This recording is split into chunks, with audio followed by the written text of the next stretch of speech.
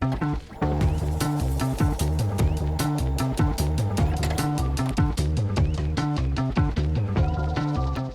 how do you coach people through kind of I think that's a reality. I don't know if anyone ever expresses that way to you. We're like every day's a new day. Yeah. Every day is full of challenges and successes, if you will, positive and negative. But like, how do you personally do it? Yeah. And then how do you coach those other people? Yeah. So personally, I have boundaries.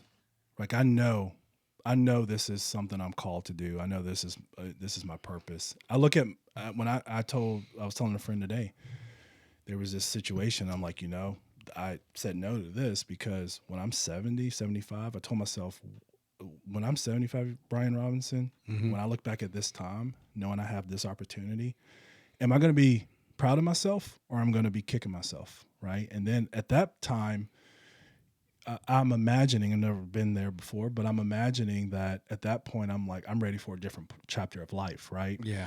So I think about that every single day. And then I have boundaries in place. And I'm like, I have to preserve the best I can. You can't control everything. And for the most part, I've been able to show up for my clients.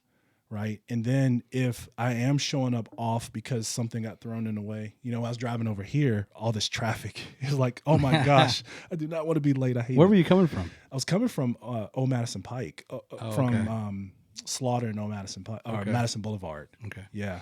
Yeah. And I thought I was but anyways, It's fine. but it's one of those things where it's like, something like Mike Tyson said, you have a plan until you get punched in the face, right?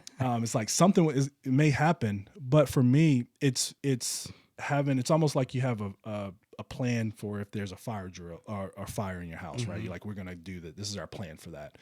So I have some of those. I have a go-to type thing. Sometimes it's me calling someone.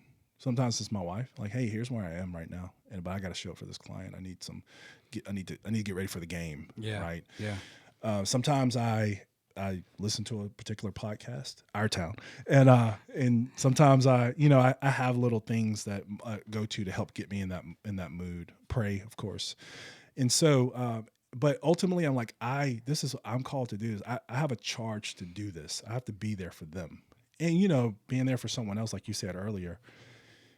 You can, for some reason, if I have to be there for them, then, it's more of a duty, right? It's or not a duty in a bad way, but it's more of I have to get over this so I can be there for them. Obligation. Thank you. Yeah. So how I would coach someone through that, right?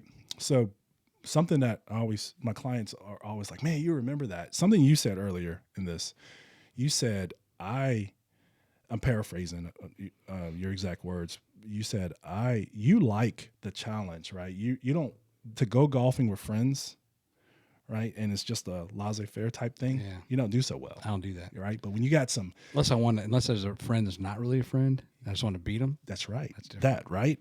That thing. Say, Troy, that thing that you said, that's a part of you. Dig into that. When you said negative comment, now, yeah. So associate that with that part of you that's a challenge, right? So I have a lot of love from people, but some of my video, I don't think the public gets to see this anymore.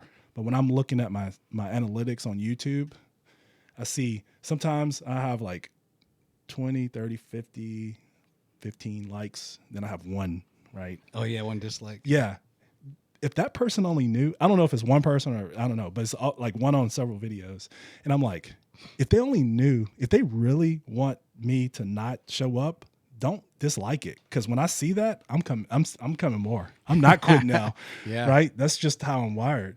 And then even with comments, what I do is I'll read a comment and I'll get emotional. I'll let it go. Yeah. I'll let myself just go. I'll get whatever, if it's hurtful or angry, whatever, I just let myself do it. Then I'll like, all right, this person, are they a troll? If they're a troll, and I'm like, how can I spin this into something positive, right? So I'm like, is there anything that's true that I can make myself better? Yeah. Right? So they're trying to be hurtful, but can I make myself better from this? If it's just hurt, they're just trying to, then I'm like, I just let it go. If it's something like, hey, you know, you do this all the time and that's stupid and your videos You're wrong. suck, right? Yeah. I'm like, all right, so that's just hate stuff. That's their opinion. But this part, can I do this better? Is this a problem? Maybe they're highlighted something. Now I'm letting them make me better. Yeah. So that's how I handle that. I'm not always perfect at it. Yeah. But. No, I will, after I get over my anger, if you will, anger, just displeasure. The other day, I actually had one. I usually use this as an opportunity to kind of like just remind people. Yeah. Like, let's say I'll get a comment that says, "What was the purpose of this clip?" Yeah. And I write back and say, "The purpose of any clip is to draw interest to the episode from which it came." Yeah. It's not they shouldn't be a standalone. We're not just here to standalone entertain you. Yeah. I'm trying to entice you with a hook at the end or whatever to come check it out. Right. So I'm sorry that you feel and then I'll say like, I'm sorry I didn't meet your expectations. Yeah. Yeah. Yeah. But then and then sometimes there was one time I was wrong on how like the memory, it's just funny how facts, like you might have a story that you have told over and over, but the more you tell it, some of the facts get screwed up. Right. Even though it's still coming from your brain and it comes from your recollection. But, and so the fish sometimes I will, it's grown, right? People get really upset and they different comments. But if a comment is kind of like, hey, did you guys do your research on this? And so, you know what? You're right. I'm normally not this sloppy and I apologize. This won't happen again, because there's like, you're right. I should not have really mentioned that with that specificity if I wasn't specific on, if I didn't know what the actual statistic was that I quoted. Okay. I'll take that. And that's so good. That speaks volumes too, right? Because that person, they may make a decision, that wasn't factual, so I'm not coming back. But there's chances other people will see that and be like, oh my gosh, I respect that. Yeah. Right. I like the way he handles that. I'm going to listen even more. I'm that kind of person. Yeah. And it's the same thing with like, I don't cuss on this podcast. Right. I don't drink. I don't smoke. Other people seem to find that interesting and I don't. It's like such a turn off for me. If I turn on a podcast and it's a bunch of dudes, even though some of them are like former NBA players, like it's like, come on, what are we doing? Right. What are we in high school or college? Absolutely. And you're lighting up and you're like, who cares? Yeah. Just get to the content. Right. But so if my show is not provocative, and then why would my comments be provocative? Right.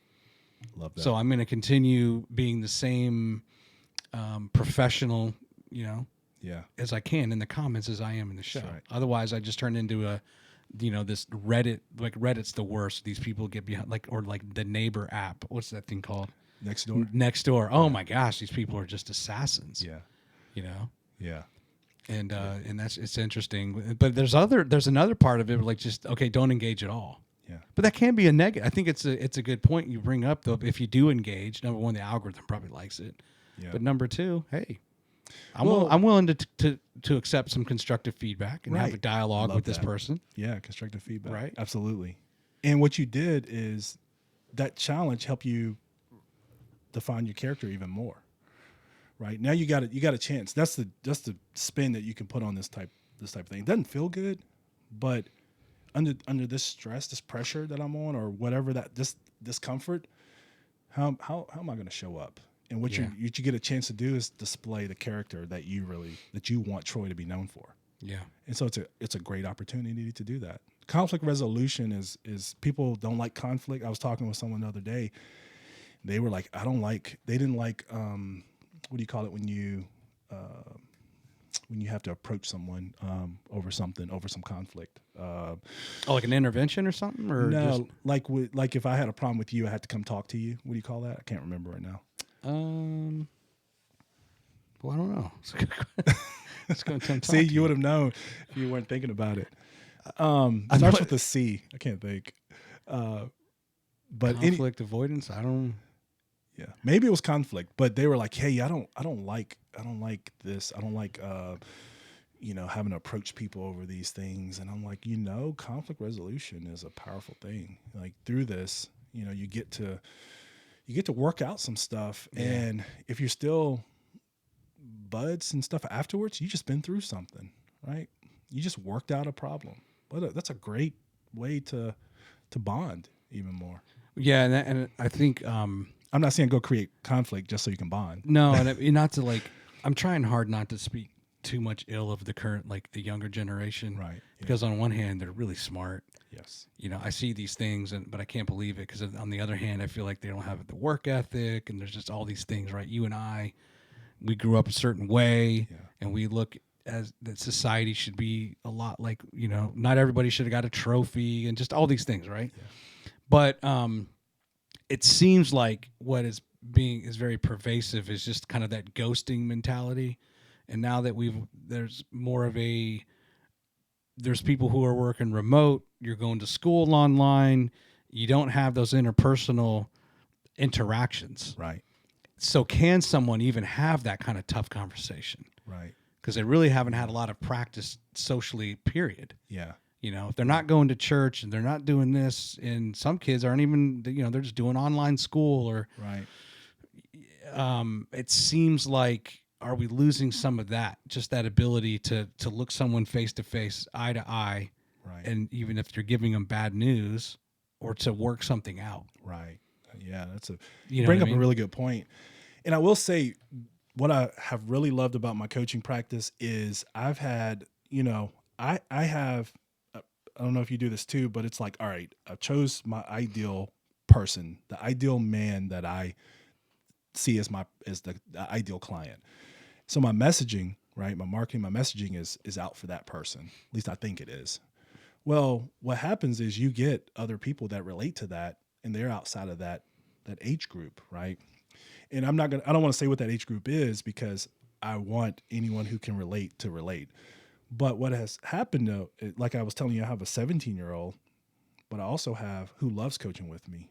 And sometimes I'm like, dude, you're 17 and you want to be here, with me, which is so cool. And not over Zoom, because I give Zoom as an option too. Yeah. Or Google Meets if they want that, or whatever other. But what this has done is help me get with some coach some younger people that have come to me to pay the rates that I charge, which I don't think they're cheap. And they're like, I want some coaching. And I've gotten to really respect some of the younger generation. So what we see on the news and on TV and things, there's a lot of people like that, of course, but there's some others. You can go to the average fast food restaurant where there's the young people working there, right? Yeah. And you get a crappy experience. You're like, man, these young people. Then you go to Chick-fil-A, It's trained. same age, right? And so the capabilities there. What that's told me is, what can I do? How can I pour back? And we don't hang out in the places necessarily because of where we are in life. But any chance I get to mentor or coach and just pour into a younger, and I get to learn from them. I get to learn some things about, so that I can relate to even more of that age group. So that's how I see it. It's really opened me up because I was like, man, the youth, somebody needs to do something. And I realized it's me. I need to do something, Yeah. which helped me start my YouTube channel. Gotcha. Yeah. So I can start countering some of the stuff that it's put out. Yeah. I hate certain musics, right? Certain music because of its poisoning. Gosh, I was thinking about you since we're the same age. I remember when when NWA came out. Yeah. And that was somewhat, like, whoa, this is like some hardcore rap. Yeah. Yeah. But then when like 2 Live Crew came out, I couldn't do that. Right. Like that was like the line had been crossed. Yeah. Personally. Right. And I remember kind of thinking like, what is it about it? Because it was like just like NWA, man, and there were some great lyrics, even within all the cussing or whatever. Right. But 2 Live Crew was just like, I don't know, man. It's just like it's like obsessive. It's a more obscene, and it just like turned me off. Like dirty nursery rhymes. Yeah, yeah. And it's just like, man, I don't know about this. Right. And I think a lot of my friends were the same way. Right. I just was thinking about that when you kind of wrote, because you now don't you really just kind of listen to podcasts, right? And Yes. I'm sure your taste in music has changed, or It has. Yeah. you know, or It's part of the boundaries, right? I got to protect. yeah, Right. And so, yeah, people are. I've been a country music fan for a long time, but I used to hide it because it wasn't. there, yeah, Yeah. you and Darius Rucker. Yeah. Yeah. Like, can I tell people now? You know, and that's what I do love about the youth, right? You see people who, you know, look a certain way wearing, you know, Marilyn Manson T-shirt. I'm like, Yeah, this didn't happen when we were Yeah. kids, you know. Those Well, type of kids will wear an NWA T-shirt, and this type of kid will wear a Billy Ray Cyrus shirt, and this type of kid will wear I guess who was a Motley Crue shirt or whatever. yeah. Now it's like anybody wears anything, so I'm like, that's cool. You know, a black kid can like country now, and it's okay. Well, and there's been a nice crossover Yeah, yeah, with hip hop and country, kind of, and there's been a lot of crossing over. right, I mean, it's just the evolution of music. right. But Yeah. you know, like Florida Georgia Line kind of was maybe one of those first. They had kind of a hip hop type Nelly. thing in their country. Yeah, Yeah, yeah, yeah. There's some good stuff. yeah.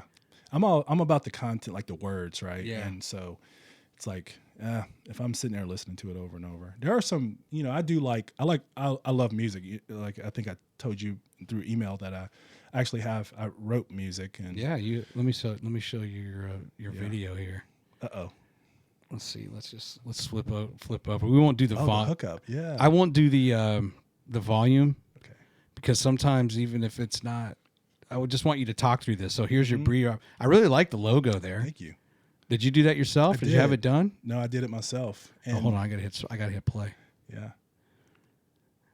Crosslines Music I still have that record label. Do you? So any artist out there that want to do some. So this had 4,500 views on YouTube. Yeah. Who's this guy?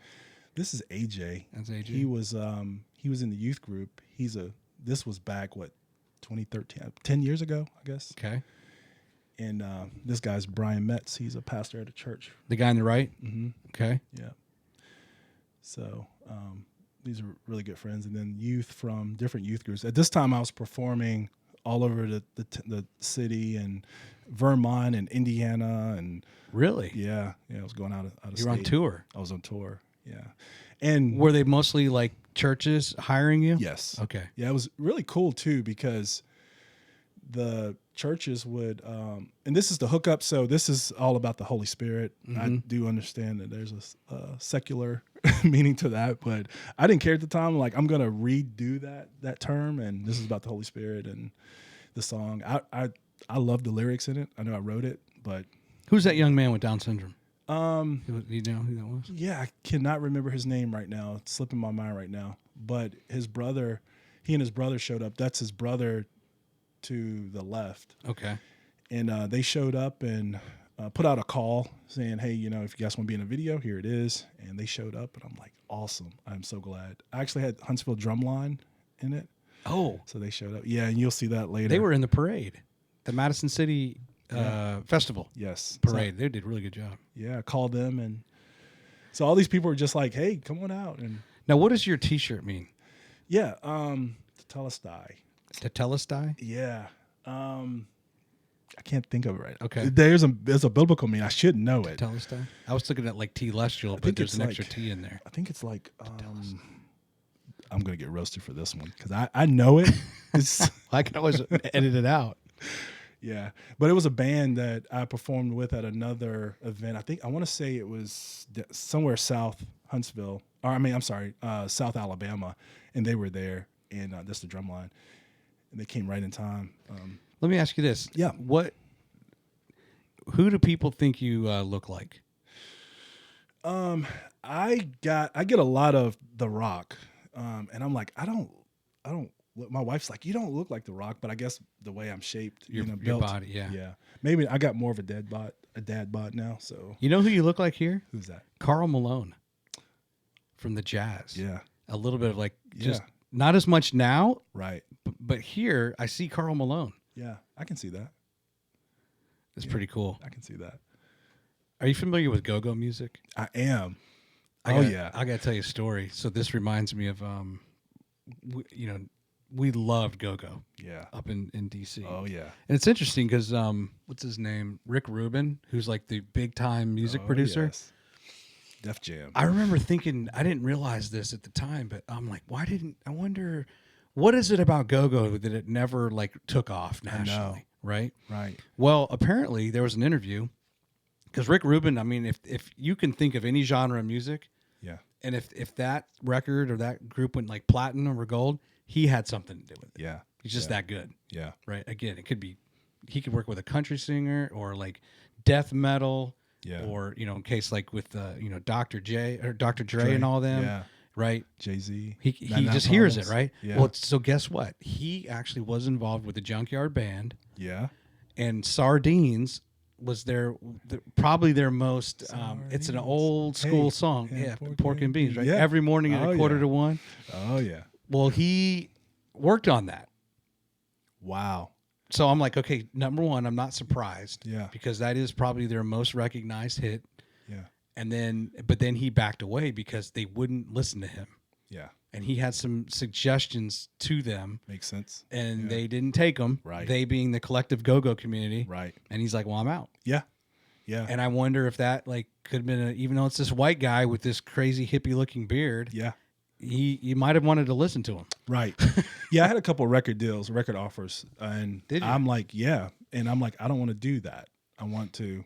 Oh, they were trying to do something. Have you do something? Absolutely. And I'm like, no, because it's art, and I don't know the details, but I'm imagining that they were like, they didn't want to be corporate or fall into like the machine. I think if anything, probably what he was trying to do was get them away from. And the thing, this is actually what I love about go-go. I love how it's always live. Yeah. And there's a crowd. Yes. And the guy is really kind of he's kind of telling a story. He sings. Yeah. And but he's also just like, getting the crowd into it. Yeah. He's like, and it's always by the area code. Where's my 216? Yeah. Right? Yeah. Yeah. Give me, where's Silver Spring? And he's just kind of like an MC. I'm so happy right now. Right? Yeah. Well, I'll tell you some stories, man. This may or may not make it into the cut. But imagine, so the reason I bring this up was the Junkyard Band came out to our high school. We had this black guy, Irvin Hayes. He was our vice president on like the student council. Yeah. Well, he ended up getting in tight with Big Butch, who was like the big promoter for most of like Northeast Groovers, and Junkyard, and the Pump Blenders, and most of all the bands in DC. Somehow he got to know him and convinced him like, hey, they actually played our prom.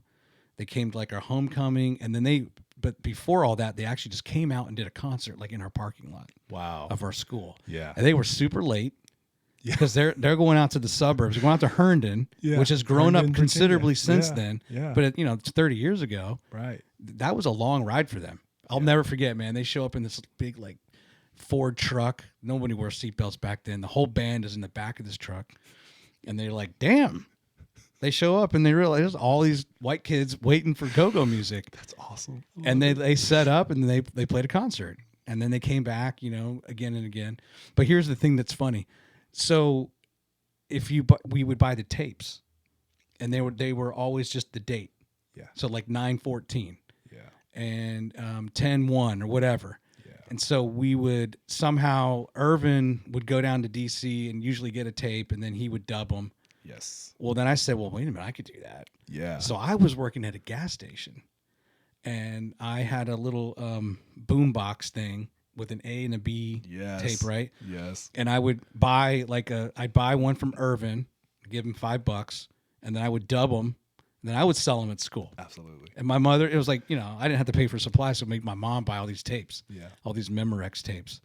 And I would sit there on my part-time job making $5 an hour, and I would also just dub tapes. Love it. All night, right? Love it. Entrepreneur. Well, then I found out, we're like at a party, and I have I'll never forget, it was like 5/4. It was May 4th, 1992 or something.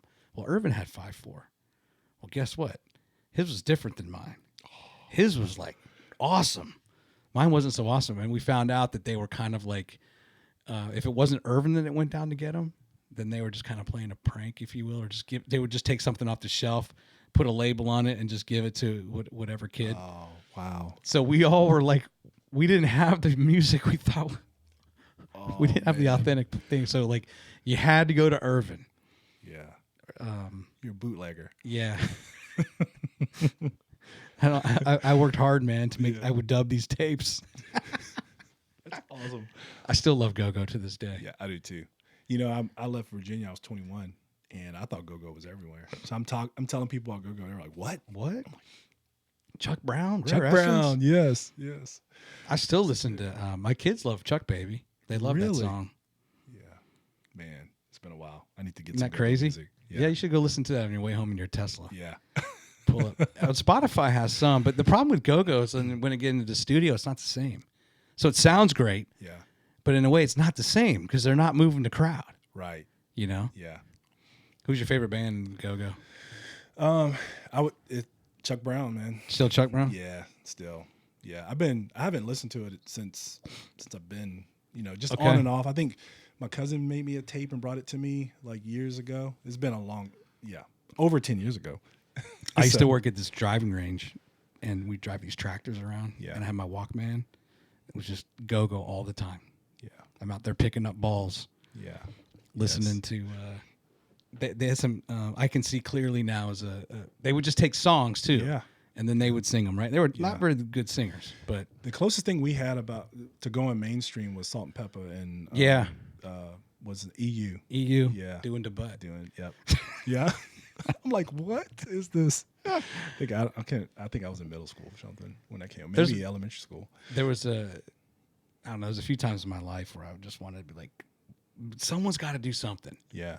There's no reason why this can't be more nationwide. Right. Because if you go to anybody who's playing the buckets in any city, that's basically the Go-Go. Right.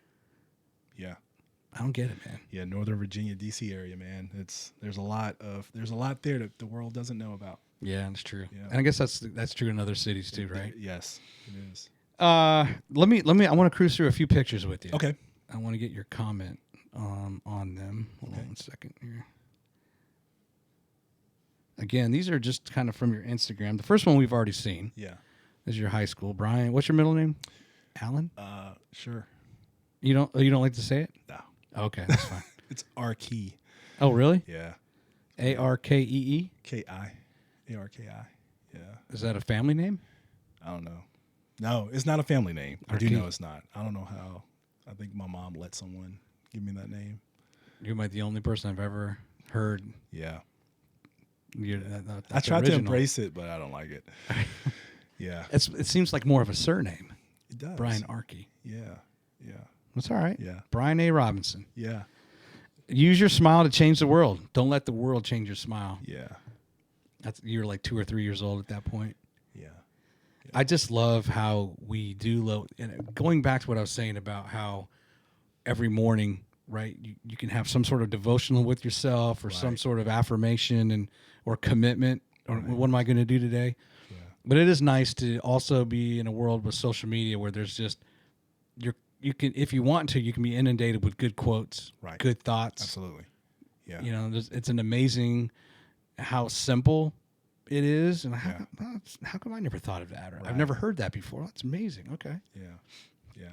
This was intentional, of course. Yeah. Yeah.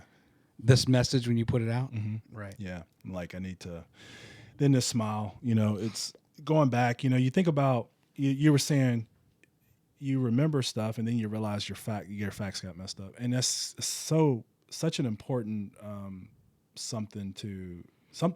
I think everyone needs to remember that, because you can think about childhood memories, ones that are not so good, and I do not want to take away from someone who's been a victim, right?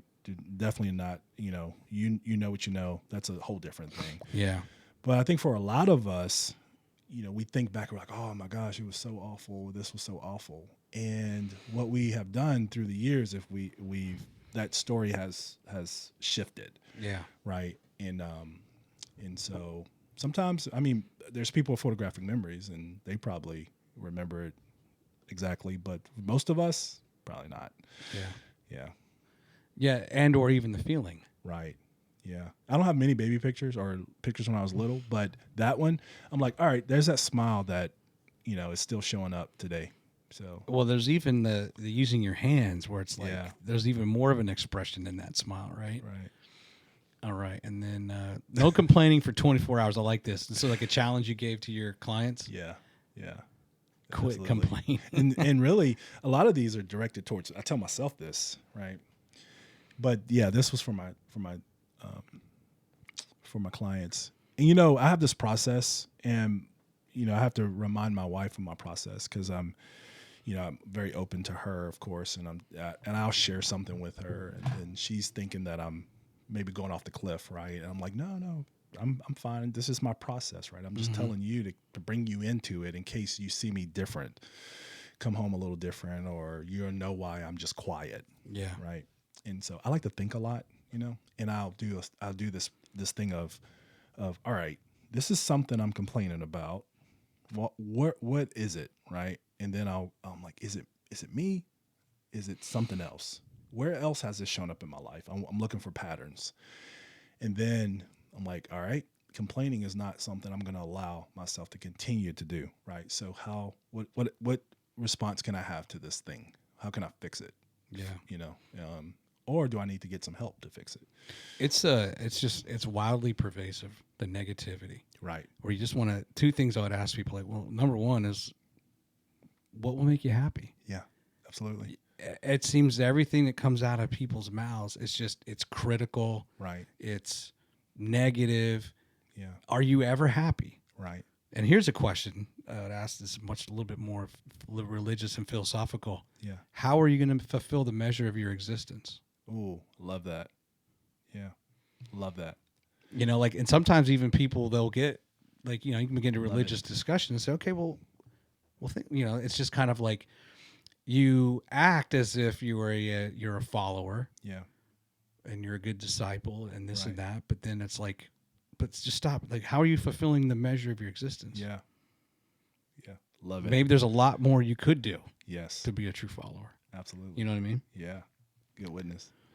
All right, there's your Tesla, right? Oh, Is this your old one or your new one? That's my new one. You like it? Yeah, I do. Yeah, I drove it tonight. Yeah. I think your caption on this was like you spend $31 in a month. Yes. That's all it cost you to drive it. Yeah. This was big for me. I don't have many pictures of it out there, and my goal, I don't want anybody, I don't know. I just don't want to brag about this kind of stuff, But, this was on my vision board. Well, actually, it was a Hellcat. I'm like, I get to this place in my business. This is my reward for all the things that I'm doing, right? Yeah. And then I went to order the Hellcat, and Dodge, and I love Lanus McClarty Dodge.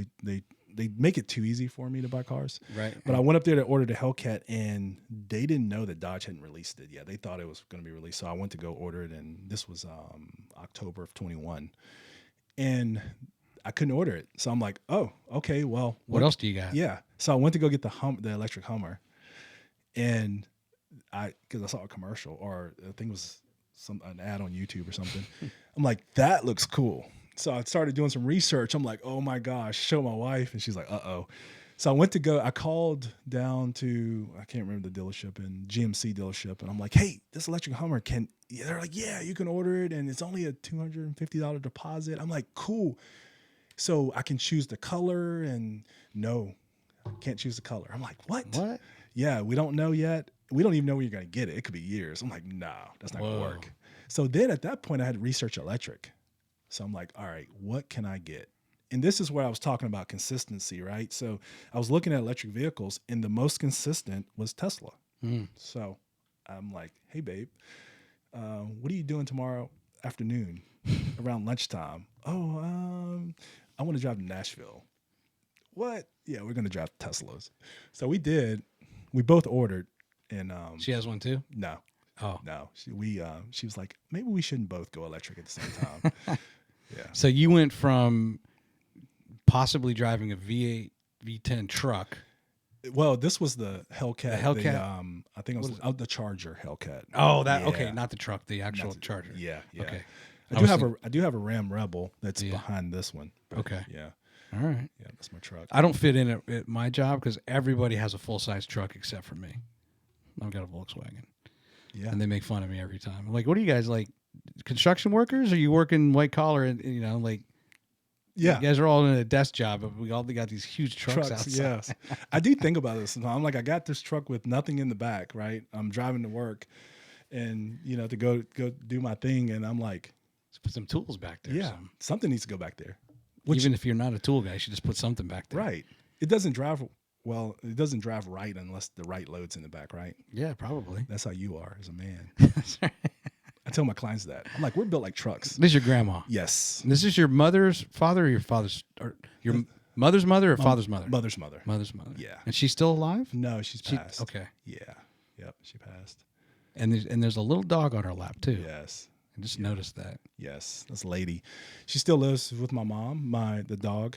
Okay. Of course. And yeah. So All right. my grandmother was very instrumental.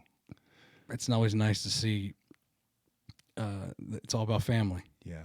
Yeah. Yeah. I think most of our grandmothers have had an impact. And who's this dog? That is Pico. Pico. Yes. That is my dog. So I do this thing. I'm like, hey, what breed dog do you think I have? And people are like, oh, German Shepherd, Rottweiler, Some big Pit dog. Bull, some big dog. I'm like, I have a Chihuahua. They're like, what? Sometimes because I'm asking people like probably a Yorkie or something. Like, yeah. So it's a Pico. That's my buddy. Now, there's a few reasons I'm showing this. Number one, I don't know where you're at, but I love the walls and the paint job. And Luxbrew. That's Luxbrew. That's what I thought. Yep. Okay. Do you know Britt Silcox from Bright Eyed Brands? I know of her. I think she did the marketing for Luxbrew. Nice. But I've really gotten into appreciating carpentry. Yeah. And just people's eye for style. Yes. Yeah. But I think this. I don't. Do you know who this is? This a client or a customer? We were actually talking about possibly working together. Okay. We didn't, but yeah, I had a photographer there at the same time, and they snapped a picture, and it was good. Yeah. Yes, it kind of goes back to those fundamentals of business, the transaction, Right. looking at someone in the eye, shaking their hand, and I think that's what you represent. Thank you.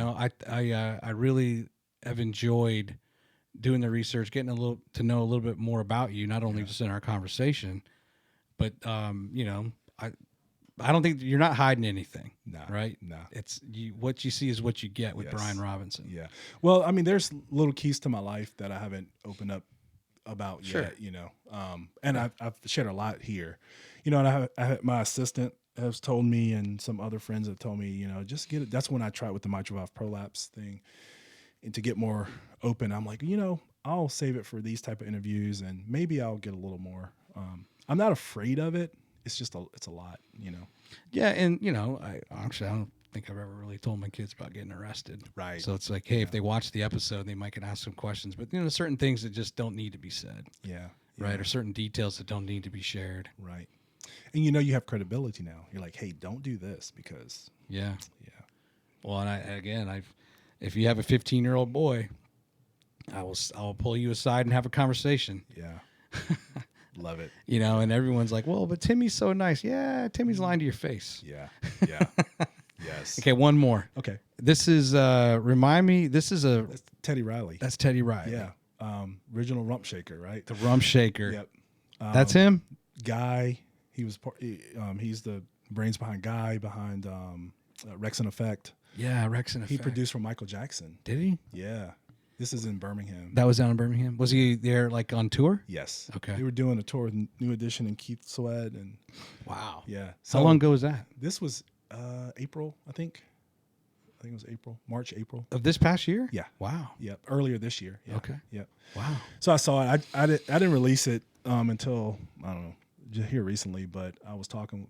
I saw him, and I'm like, hey man, I would kick myself if I didn't get a picture with you. He actually showed me. I almost put it as a caption, but he actually taught me how to take. This is with my phone in 4K. Oh, like, really? Yeah. He's like, hey, you got to do. Are you shooting in 4K? I'm like, I don't know. So he's like, he did it for me, and yeah, super nice guy. He's got some interest. He's got some very styled facial hair. Yeah. Yeah. It's tough to pull off. Yeah. Well, Brian, do you have anything else you want to talk about? Any final thoughts? I hate to keep you here so long, but it was good, man. I enjoyed this. you want to guess how long we've been talking? How long? 2 hours. 2 hours. Awesome. It feels like 30 minutes. I know, right? Yeah. That's why I can't do short form because and if you get to know me, like someone will ask me a question, I'll be like, well, let me give you some background, some context. I don't. It's hard for me just to answer a question. I'm just verbose. Yeah.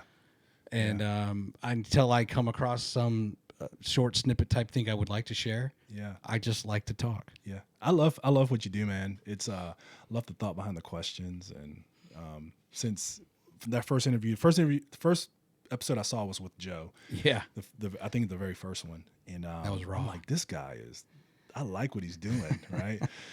And and I'm like, all right, I gotta look at some more, right? So I start tuning in. And I'm like, I like it. And I'm like, he's like I was telling my wife, he's like the Joe Rogan of this area. And then I was like, well, yeah, actually, I watch this. I don't really watch Joe Rogan's podcast. I'm sure it's great, but, and you mentioned earlier about cursing and stuff like that. And I like that you don't have that. Actually, it's not because of my faith. It's because I want to listen to, like, let's use quality words, as we're talking. Yeah.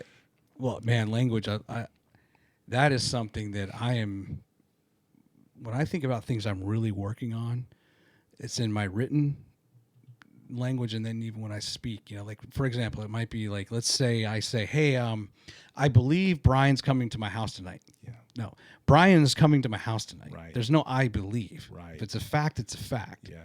But we do a lot of that, I think, to sometimes soften our language and everything. Absolutely. But like, just say it. Just be definitive. Right. I also work with my clients when they were like, I want this. Like, do you want that or do you need that? It. Yeah. Right. And they get permission to change it to what they want, whatever they want to change it to. Yeah. Because if that's a cog in the bigger machine where you're going, then turn that to a need. You need that. You need that because you're going to go and do more podcast episodes and bring more people on that are going to help other people that are listening. Yeah. Right. So, I used to not know how I felt about like coaches. Yeah. Yeah. I guess I probably felt that it didn't matter in like my industry. Yeah. Or like, whatever. Yeah. But then the more you think about it, there's clues everywhere, right? Like, right. And I look at football as an example, professional sports. Football is a great example of you have your position coaches. Like, right. So if the NFL still requires a secondary coach, for these guys who've been playing football their whole life, yet even at the NFL level, they still need coaching, right, and coaching every day, right. So that should map into or translate to other aspects of life. Yeah, yeah. Because absolutely. I need to have that. I have a friend, I won't mention his name, but if he watches this, he knows who he is. And he'll be like, what are you doing? What do you mean what I'm doing? Like, I thought we were going to go to lunch and you were going to, blow sunshine at me. Yeah. And he's like, so what are you trying to accomplish? He's just kind of being like, he stops me in my tracks and he just makes me really think. Yeah. And he presents it in such a way, just very objective. Yeah. Yeah. Not just non-biased. What are you doing? Right. And it forces me to like, well, what am I doing? What am I doing? Yeah. Right. Yeah. And that's kind of like having a coach. Right. Yeah. Where we all need that. Absolutely. Because, okay, I made this decision. I'm doing this. Great. But why did you do that? Right. Right. Absolutely. So good. And I would say to everyone listening, get you a coach that's going to ask you the right questions. They need to know where you want to go. It needs to be about where you want to go. Yeah. Now, if you choose to have a coach that's going to create that for you, that is your choice. But what I do for my clients is I need to find out where just Troy want to go. And then I need to understand where you want to go as the best I can. Because, one day I was mowing my yard and I thought I was making these lines. Yeah, I still mow my yard. I need to get that exercise. I was making these lines, man. I looked back and I'm like, oh my gosh, they were so crooked. Oh no, really? You couldn't tell me. I thought I was straight, and I'm like, man, if my wife was out there or someone else was out there telling me, yeah, hit this way, right? And so when I did that, I was like, man, that's like you need a coach, right? I know where I want to go, but sometimes you need someone else there. You got to do it again. Yeah. Yeah. I still like mowing my grass. Good. And my kids actually, I don't criticize them. Yeah. But none of them mow it quite well. They don't mow it the way I would do it. Right. I still want it mowed, but they see that when I do it, Yeah. like the lines are, and I'll alternate them. Yeah. I go diagonal, sideways, and vertical, because somewhere along the way, I have no idea if it's accurate or not, but it promotes better growth. Right. When you're kind of stunting the grass, Yeah. or challenging it Nice. to grow by not constantly mowing it the same direction. Yeah. But it also looks good. Yeah, it does. I actually have about 3 coaches in my life. Do you? Yeah. And even my wife, she's a coach too. And she coaches women. And so I'll ask her, hey, can you coach me through this? She's coached me through some decisions too, and it was so powerful. So yeah. That and I'm just thinking, it's Pico, right? Is the name of your dog? Pico. Yes. Pico. Yes. That really helps put things in perspective. Yeah. When you come home to something that's just unconditional love, they don't care anything about anything other than, can you show me some love? That's right. Right? Give me some attention. That's right. Yeah. But it's like, and the only people who are going to know how hard you worked in life are your kids. Right. Absolutely. Yeah. Yeah. And so I think sometimes we do need that. I asked my wife something. She may have no idea. Well, she has no idea. Yeah. I shouldn't say she may. She has no idea what I'm doing at work. Yeah. And the projects I'm on. Right. But I will just ask her something. Hey, and I value her opinion. Yeah. So good. And it's just more of this subjective. Here's the parameters. Here's whatever. What do you think? Yeah. It's so good. You're in society, right? We have relationships, and relationship failures I think are exaggerated a little bit in society. And maybe it's true. I don't know. I don't watch I don't watch the news anymore. My friends tell me what's happening. I'm okay with that. And but because they give me the stuff that they know that I'm gonna want to hear. Yeah. Sometimes they give me some other stuff. I'm like, oh, yeah. But and I'm not trying to turn a blind eye. I just have other things I need to focus on. But I will say that there's that teamwork between a husband and a wife being made differently, Mm-hmm. and having that work together. Like my wife's more of a nurturer than I am, but then she will remind me of when I need to show up more for the family. Yeah. Right. And so I got to look at that like, all right, yeah. And then I got to remind her sometimes of, hey, this thing that our kids about to go through, they need to go through that so that they can be better on the other side. So we need to let's be here for them, support, but let's let them go through that. Yeah. Not try to protect them from it, because we won't be here for them. We hope that they outlive us. Yeah. Right? Nobody's going to protect them from it. Yeah. It's my wife just got like she had a tough summer with her health, and then she just got like some bad news that it bothered her a little bit. Yeah. And then today, and I was like, man, she needs to be able to do something where she knows she's good at, Yeah. and that people see the value right in her work. And so she fosters cats, and then we get this, we told you before, but we get this, she gets an email from someone, hey, they're going to euthanize these 30 cats. Can we rescue them? And so we have like 7 little kittens, but the change in her today, now she's got a purpose. Yeah. And now she's doing something that she knows is good for these cats. They're not going to die. Yeah. She's helping out the organization. Yeah. They can depend on her, and she's in her mode. Yeah. And sometimes when we in our relationship, like the best thing that we can do to make things better is we just go to work, like on a project. Yeah. And we work well together, and that usually when we're done, like, well, why were we fighting? Right. And we just kind of work through just because that's what we enjoy doing. So good. House project, yard project, whatever. Right. Going to go to Home Depot, get some supplies, whatever. We knock it out, and we feel better. Yeah. So good. The other side of that too, the 7 kittens. Yeah. Right. If she finds maybe some kid out there that kitten is going to really, Yeah. We've probably fostered over 100 cats. Yeah. And even back in our time in Virginia. And it does something for you when you see there's been 4 cats that were probably hours from dying that you nurse back to health, and then ultimately they get adopted. Yeah. And now they've changed some kid's life, right? Or they're impactful, like Pico is for you. Yeah. Now this child has this memory, right, or has this companion, and it makes you feel good. Yeah. where you're like, man, we made that happen. Right. Right. Absolutely. Yeah, man. So good. Anyway. All right, brother. Hey, thanks for coming in. Thank you for having me. It's an honor. Any shout outs you want to give to anybody? Yeah, definitely Joe, right? There you go. Love Joe. He's got again, tell a secret. He's got a big heart. I got a chance to work with him, and I think we're going to work together some more in the future. And hopefully things go well with the new restaurant that's opened up. Erica Despain, she's awesome, great person. Love working with her, and all the clients. You, man, keep doing this. I'll try. Yeah, we need this. We need these good shows out there in the world. There's so many bad, and people with good hearts doing good things. We need more of that. Yeah.